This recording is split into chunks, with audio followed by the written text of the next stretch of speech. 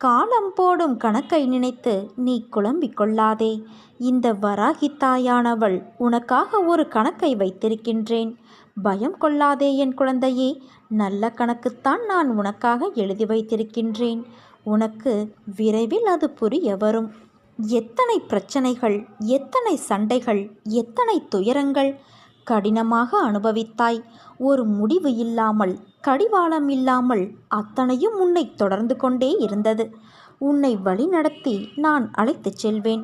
அப்படியே உனது பிள்ளைகளையும் நான் வழி நடத்துவேன்.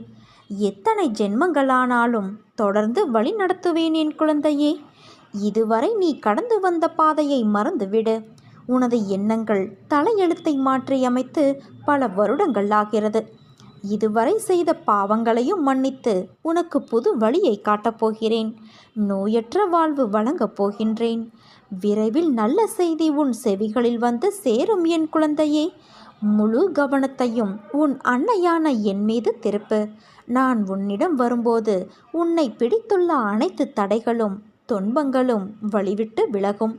தடுப்பார் யாருமின்றி உன் விருப்பங்கள் யாவும் நிறைவேறி நீ நிலையான மகிழ்ச்சியில் திளைப்பாய். அந்த நாள் மிக மிக அருகில் என்பதை அறிந்து கொள். இப்படி ஏற்கனவே என்னுடைய அருளை பெற்றவர்களின் வாயிலிருந்து அடிக்கடி என்னுடைய அற்புதங்களை படித்து தெரிந்து கொண்டு உற்சாகத்தில் துள்ளி குதித்து காத்து கொண்டு இரு. நீ என்னிடம் வைத்த கோரிக்கைகளை தினமும் பல வேலைகளுக்கு நடுவில் சற்றே மறந்திருந்த வேளையில், நீ என்னை சற்றும் நினைக்காத நேரத்தில் அவ்வப்போது யாராவது உன் கவனத்தை ஈர்க்கும் வகையில் அவருக்கு உதவி செய்ய வேண்டும் என்று பேசுகிறார்களா? அல்லது உன் கண்களுக்கு திடீரென்று உன் கவனத்தை ஈர்க்கும் வகையில் என் வாசகங்களோடு கூடிய என்னுடைய உருவப்படம் அவ்வப்போது தெரிகிறதா? அப்படியானால் நீ விரும்பிய விஷயங்கள் யாவும் ஒன்றன் பின் ஒன்றாக விரைவில் உனக்கு நான் நடத்தி வைக்கப் போகிறேன் என்று அர்த்தம். அதை பெற்றுக்கொள்ள மகிழ்ச்சியாக இரு. பெற்றுக்கொண்டவுடன் என்னை பார்க்க நீ மகிழ்ச்சியோடு விரைந்து வா. உன்னுடைய வாழ்க்கை அழகிய பூக்கள் மலரும் பூந்தோட்டமாய் மாறப்போகிறது. உன்னுடைய நிம்மதியும் சந்தோஷமும் உன்னை வந்து சேரும் நாள் நெருங்கிவிட்டது. நீ நீண்ட காலமாக எதிர்பார்த்த ஒரு நிகழ்வு உன் வாழ்வில் அரங்கேறப் போகிறது. நான் இன்றும் உனக்காக உயிரோடு இருக்கிறேன். நீ என்ன வேண்டுகிறாயோ அதையெல்லாம் நிறைவேற்றி உன் கண்கண்ட தெய்வமாக திகழ்ந்து கொண்டு இருக்கிறேன். என் பக்தனை நான் ஒருபோதும் கைவிட்டதே இல்லை என் குழந்தையே. இந்த வினாடி கூட நான் உன்னோடு தான் இருக்கின்றேன். என்னை நான் வெளிப்படுத்தி கொள்ளும் விதங்களிலிருந்து இதை நீ உணரலாம். கோபத்தையும் எரிச்சலையும் விடு. நீ விரைவில் நிம்மதியோடும் சந்தோஷத்தோடும் வாழ்வாய்.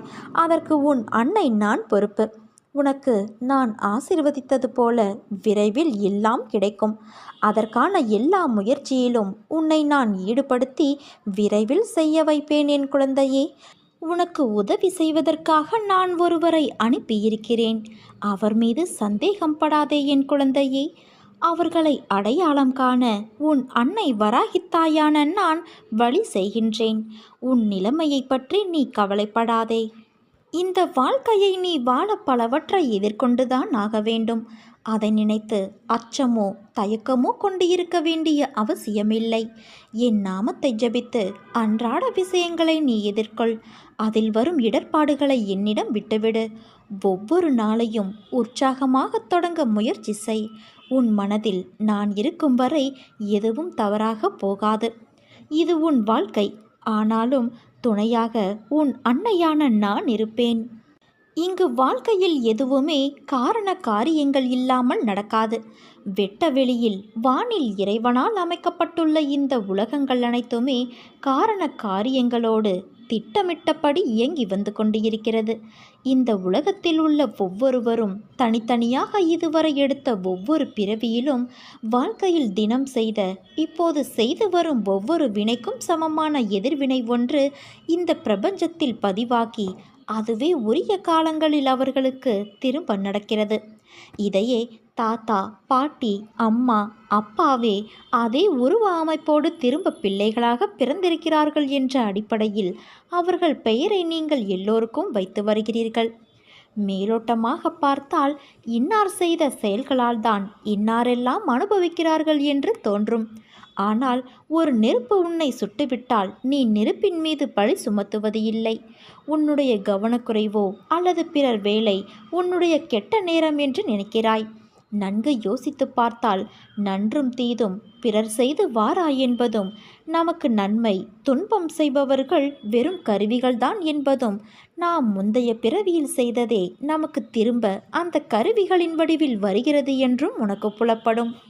உன் துன்பத்தை நீயே பெருமளவு உனக்கு நல்ல காலம் வரும் வரையில் குறைத்து கொள்வாய். எல்லாவற்றிற்கும் பின்னால் ஒரு காரணம் நிச்சயம் இருக்கிறது.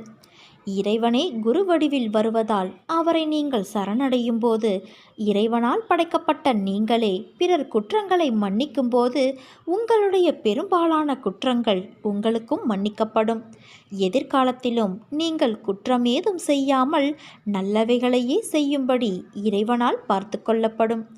என்னை நீங்கள் இறை வடிவத்தில் உள்ள குருவாக கருதி என்னை இறுக பற்றினால் மேலே சொன்ன வாழ்க்கையின் பொருளை உங்களுக்கு உணர்த்தி உங்களை பொறுமையாக இருக்க வைத்து நாம ஜபம் ஜெபிக்க வைத்து எதையும் நீங்கள் அனுபவிப்பது முழுவதும் தெரியாமல் என் அருளால் உங்கள் இரும்பு போன்ற கர்மாவை பஞ்சு போலாக்கி தலைக்கு வந்தது தலைப்பாகையோடு போய்விட்டது என்றபடி மட்டும் உங்களை அனுபவிக்க வைத்து அதிலிருந்து ஒவ்வொருவராக உங்களை விரைவில் வெளியில் வர வைத்து உங்கள் விருப்பங்களையும் என் விருப்பங்களையும் நிறைவேற்ற செய்வேன்.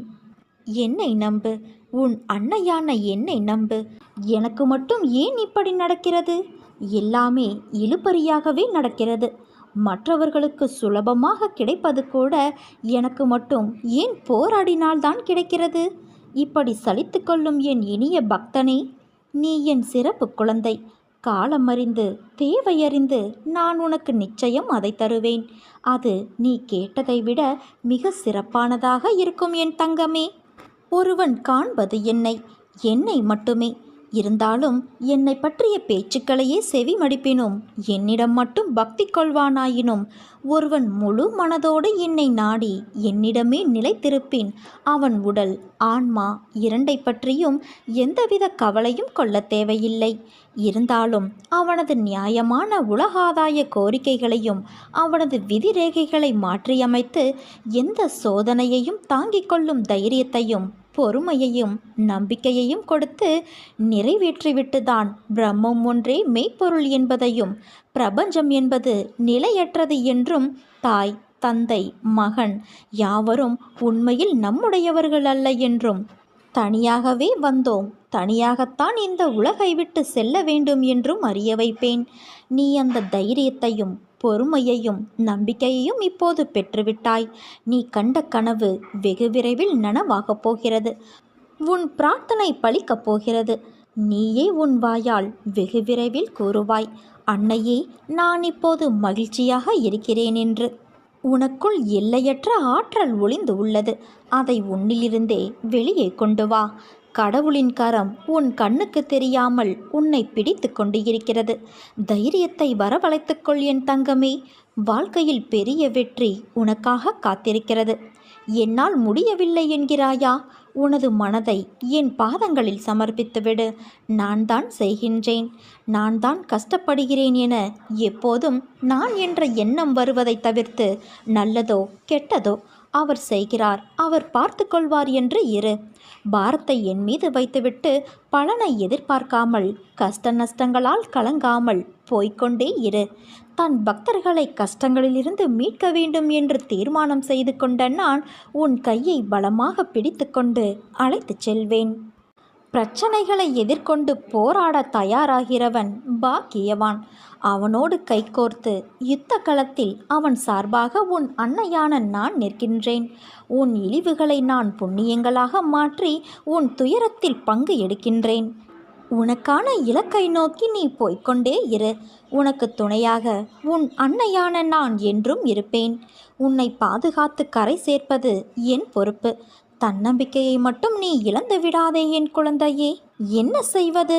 சில நேரங்களில் சில காயங்களால் தான் உன்னை நேர்த்திப்படுத்த முடியும். தவறில்லை, ஏற்றுக்கொள். உன்னை பலப்படுத்தி பக்குவமாக்கி போலி முகத்திரையை நான் அடையாளம் காட்டிடத்தான் இந்த வலியையும் வேதனையையும் நான் உனக்கு தந்திருக்கிறேன். பயத்தை விடு என் தங்கமே. நான் ஒருபோதும் என் பக்தனை கைவிடமாட்டேன். என்னிடம் நம்பிக்கை வைப்பது இப்பொழுது உனக்கு மிகவும் அவசியமாகிறது. நம்பிக்கை வைத்துப்பார், எதையும் சாதிக்கலாம். வாழ்க்கையில் ஒருவரை நாம் நேசிக்கிறோம் என்றால் அது பலூனுக்குள் ஊதப்படுகின்ற காற்று போன்றது. எப்போது வேண்டுமானாலும் அது அதுவாகவே உடைந்து போகலாம். காற்றை சேமித்து வைத்திருக்கும் வரைதான் பலூனின் வடிவமும் அழகாக இருக்கும். அதிகமான அன்பை வெளிப்படுத்தியும் புரிந்து கொள்ளவில்லை என்றால் நெஞ்சு வெடித்துவிடும். அதேபோல அளவுக்கு அதிகமான காற்றை உள்ளே செலுத்தும்போது பலூனும் வெடித்துவிடும்.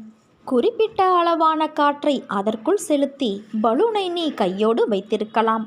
ஆனால் அதுவும் எப்போது உடையும் என்று கூட உனக்கு தெரியாது. ஆனால் கையை விட்டுவிட்டால் உடனே அது ஒரு பக்கம் தானாகவே பறந்தோடிவிடும். அதே போலத்தான் உன்னுடைய மனக்கவலையும். நீ அந்த மனக்கவலையை பற்றியே நினைத்து கொண்டே இருப்பதால் அது உன்னை மேலும் மேலும் துன்புறுத்துகிறது. அதை அதன் போக்கில் விட்டுவிடு. நீ கவலைப்படுவதால் இங்கு எதுவும் மாறப்போவது இல்லை. அதை மட்டும் நன்றாக மனதில் பதிய வைத்துக்கொள். உனது பிரச்சனைகள் என்னவானால் என்ன? நீ அனைத்தையும் கடந்து போகத்தான் பிறந்திருக்கின்றாய். கஷ்டப்பட்டாலும் சுகத்தை அனுபவித்தாலும் அது கருமவினை பலன் என்பதை உன் அன்னையான நான் காட்டுவேன். எதை பற்றியும் நான் கவலைப்பட மாட்டேன் என்பதை தீர்மானமாக வைத்துக்கொள். இனி எப்படி இருக்கப் போகிறாய் என்பதை பற்றி சிந்தனை செய். உனது ஏமாற்றமான சூழ்நிலைகளை மாற்றும் வழிகள் என்ன, நடைமுறை சாத்தியங்கள் என்ன என்பது பற்றி உன் உள்ளத்தில் நான் பேசும்போது கவனி. நீ ஆன்மா, உனக்கு சுகமோ துக்கமோ கிடையாது. அவை இந்த உடலுக்கு உரியது என்றாலும் நான் இந்த உடலைத்தான் கோவிலாக வைத்து அதில் வசிக்கின்றேன். இன்று முதல் இந்த உடம்பு சார்ந்த விஷயத்தில் கவனம் செலுத்துவேன். உன் கஷ்டங்களுக்கு நான் முடிவு கட்டுவேன். இனி இஷ்டப்படியெல்லாம் நடக்கும் என்று நீ நம்பிக்கையோடும் பொறுமையோடும் சகிப்புத்தன்மையோடும் சுறுசுறுப்பான மனதோடும் இப்படித்தான் இருக்க வேண்டும் என தீர்மானம் செய். அந்த தீர்மானத்தை உன் அன்னையான நான் வழிமொழிகிறேன். உன்னை வெற்றியின் பாதைக்கு கைப்பிடித்து நான் அழைத்து செல்கிறேன் என் தங்கமே. நீ நம்பிக்கையோடு இருக்க வேண்டும். உன் வாழ்க்கையில் நடக்கின்ற எல்லாம் உனக்கு வலிமிக்கதா இருக்கிறது என்று அழாதே. வாழ்க்கையில் எனக்கு அழுகையும் வலியும் தருகின்ற உறவுகளாய்த்தான் எல்லோரும் இருக்கிறார்கள். எங்கும் என் மனதையும் என்னையும் புரிந்து என்னை நேசிப்பவர்கள் யாரும் இல்லை என்று வாழ்க்கையை வெறுத்து இருக்கிறாய். நீ நினைக்கும் எல்லாம் உன்னை வந்து சேரும் நேரம் வந்து விட்டது. நிச்சயம் கூடிய விரைவில் அது உன் கையில் கிடைக்கும். நீ எதிர்பார்க்காதவாறு உன் எதிர்காலம் வசந்தமாய் அமைய எல்லா சந்தோஷங்களையும் நீ பார்க்கும்படி செய்வேன். உனக்கான இலக்கை நோக்கி நீ போய்கொண்டே இரு. உனக்கு துணையாக உன் அன்னை மீனாட்சி தாயான நான் இருப்பேன். உன்னை பாதுகாத்து கரை சேர்ப்பது என் பொறுப்பு. நீ தன்னம்பிக்கையை மட்டும் இழந்து விடாதே என் தங்கமே. அன்பு குழந்தையே, கரும வினைகள் உன்னை விட்டு விலகப் போகிறது. கடன் தொல்லைகள் விலகப் போகிறது. உனக்கு வர வேண்டியது அனைத்தும் வந்து சேரும். நீ எதற்காக காத்திருந்தாயோ அது நிறைவேறப் போகிறது. நீ நம்பிக்கையோடு இரு, நல்லதே நடக்கும். என்றும் என் அரவணைப்பில் நிம்மதியான நோயற்ற வாழ்வு பெற்று சுபிட்சமாய் வாழ்வாய். இது உன் அன்னையான என் சத்திய வாக்கு.